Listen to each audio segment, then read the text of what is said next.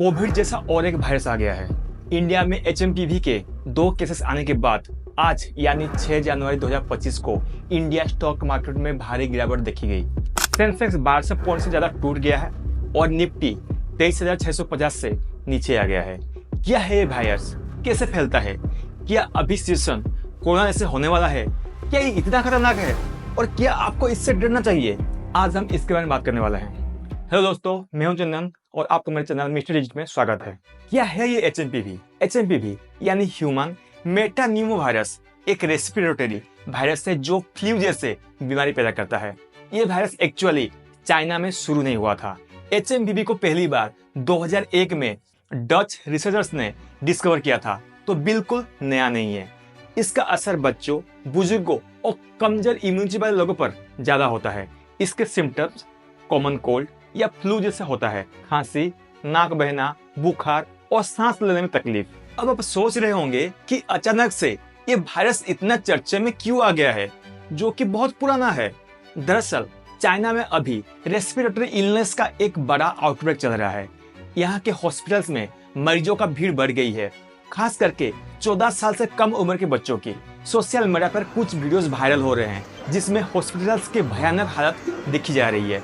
लोग मास्क पहने खांसते हुए वेटिंग एरियाज में भरे हुए हैं। ये सीन बिल्कुल 2020 के कोविड आउटब्रेक जैसा लग रहा है, इसलिए लोगों में ज्यादा डर बैठ गया है। अब बात करते हैं इंडिया की। हमारे देश में अभी तक सिर्फ 2 कंफर्म केसेस मिले हैं, वो भी बेंगलुरु में। एक 8 महीने का बच्चा जो अभी हॉस्पिटल में है और एक 3 महीने का बच्चा जिसे डिस्चार्ज कर दिया गया है। इंटरेस्टिंग बात यह है कि इन दोनों बच्चों का कोई इंटरनेशनल ट्रैवल हिस्ट्री नहीं है, मतलब ये वायरस लोकल ट्रांसमिशन से फैला है। तो क्या हमें डरना चाहिए? बिल्कुल नहीं। हमारा हेल्थ ऑफिशियल्स इस सिचुएशन को बहुत क्लोजली मॉनिटर कर रहे हैं। इंडियन हेल्थ मिनिस्ट्री ने कहा है कि हम तैयार हैं किसी भी तरह के रेस्पिरेटरी इलनेस को आउटब्रेक से निपटने के लिए। क्या ये कोविड जैसा खतरनाक है?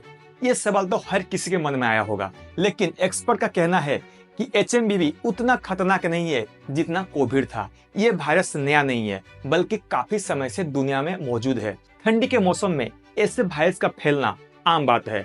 Doctor general of health services Atul Goyal ने कहा कि दिसंबर 2024 में इंडिया में रेस्पिरेटरी केसेस में कोई खास बढ़ोतरी नहीं देखी गई है। उन्होंने पब्लिक से ये भी अपील किया है कि वो घबराए नहीं और नॉर्मल प्रिकॉशंस लेते रहें। अब आते हैं सबसे इम्पोर्टेंट सवाल पर, हमें क्या प्रिकॉशंस लेनी चाहिए। कर्नाटका गवर्नमेंट ने एक डॉक्यूमेंट रेडी किया है कि आपको क्या करना चाहिए और क्या नहीं करना चाहिए।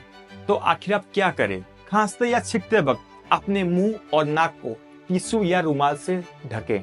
बार बार अपने हाथ धोए या अल्कोहल बेस्ड सैनिटाइजर यूज करें। भीड़ भाड़ वाली जगह से बचें, खासकर आपको बुखार, खांसी या छींक आ रही हो। इंडोर स्पेसेस में अच्छी वेंटिलेशन रखें।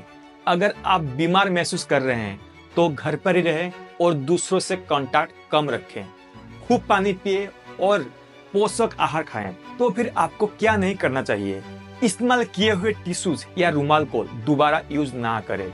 बीमार लोगों के साथ क्लोज कांटेक्ट से बचें। अपनी आंखें, नाक और मुंह को बार बार छूने से बचें। पब्लिक प्लेसेस में ना थूके।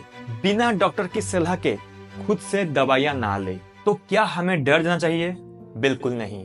हाँ, ये वायरस थोड़ा चिंता का विषय जरूर है, लेकिन डर जाने की जरूरत नहीं है।